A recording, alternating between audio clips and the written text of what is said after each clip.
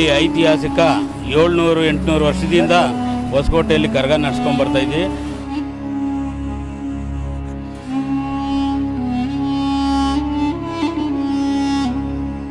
ಇಡೀ ಕರ್ನಾಟಕಕ್ಕೆ ಮೊದಲನೇ ಬಾರಿ ಹೊಸಕೋಟೆಯಲ್ಲೇ ನಡೆದಿರೋದು ಅಂತ ಪ್ರಸಿದ್ಧ ಆಗೈತೆ. ಮೈಸೂರು ಮಹಾರಾಜರು ಉಲ್ಲೇಖ ಮಾಡಿದ್ದಾರೆ.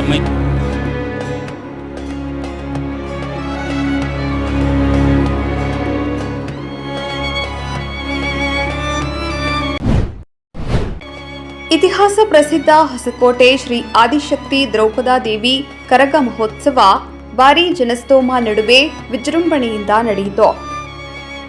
ಶೈಲೇಂದ್ರರವರು 2ನೇ ಬಾರಿ ಕರಗ ಹೊತ್ತಿದ್ದು ಮಧ್ಯರಾತ್ರಿ 12:30ಕ್ಕೆ ಹೊಸಕೋಟೆ ಪಟ್ಟಣದ ದ್ರೌಪದಾದೇವಿ ದೇವಾಲಯದಿಂದ ಹೊರಬಂದ ಕರಗ ಪಟ್ಟಣದ ಪ್ರಮುಖ ಬೀದಿಗಳಲ್ಲಿ ಸಾಗಿತು. ಈ ವೇಳೆ ಶಾಸಕ ಶರತ್ ಬಚ್ಚೇಗೌಡ ಸೇರಿದಂತೆ ಸಾವಿರಾರು ಭಕ್ತರು ಕರಗಕ್ಕೆ ಮಲ್ಲಿಗೆ ಹೂ ಎರಚಿ ನಮಸ್ಕರಿಸುವ ಮೂಲಕ ದೇವಿಯ ಆಶೀರ್ವಾದ ಪಡೆದರು.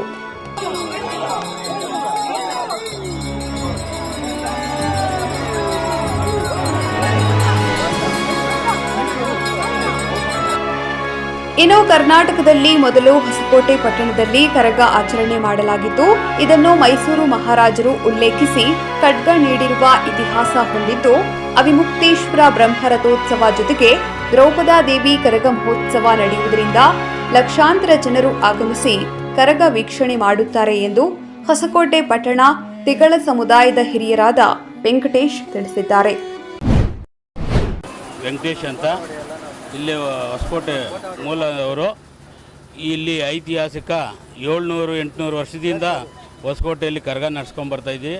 ಇಡೀ ಕರ್ನಾಟಕಕ್ಕೆ ಮೊದಲನೇ ಬಾರಿ ಹೊಸಕೋಟೆಯಲ್ಲೇ ನಡೆದಿರೋದು ಅಂತ ಪ್ರಸಿದ್ಧ ಆಗೈತೆ. ಮೈಸೂರು ಮಹಾರಾಜರು ಉಲ್ಲೇಖ ಮಾಡಿದ್ದಾರೆ. ಮೈಸೂರು ಮಹಾರಾಜರು ಅಲ್ಲಿ ಉಲ್ಲೇಖ ನೋಡ್ಬೋದು. ಬೇಕಂದರೆ ಮೈಸೂರು ಮಹಾರಾಜರು ಉಲ್ಲೇಖ ಮಾಡಿ ಒಂದು ಕತ್ತಿ ಕೊಟ್ಟಿದ್ದಾರೆ. ಇಲ್ಲಿ ಇತಿಹಾಸ ಇದೆ ನಮ್ಮದು.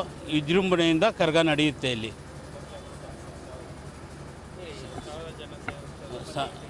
ಎಲ್ಲ ತೇರು, ಆಯಿಮುತ್ತೇಶ್ವರ ರಥೋತ್ಸವ ಹಾಗೂ ಪಲ್ಲಕ್ಕಿಗಳು ಎಲ್ಲ ಆಗುತ್ತೆ. ಇಲ್ಲಿ ಸುಮಾರು 700 ವರ್ಷದಿಂದ ನಡೆಯುತ್ತೆ ಇಲ್ಲಿ ಕರಗ. ನಮ್ಮ ಇಡೀ ಟೌನೇ ಸುತ್ತೆ. ಟೌನು ಒಂದು 72 ಕಿಲೋಮೀಟ್ರು ಇದಾಕಿದ್ದಾರೆ. 72 ಕಿಲೋಮೀಟ್ರು ವಿಸಿಟ್ ಹಾಕಿ ಲಾಸ್ಟು ಕರಗ ಇಳಿಸ್ತಾರೆ.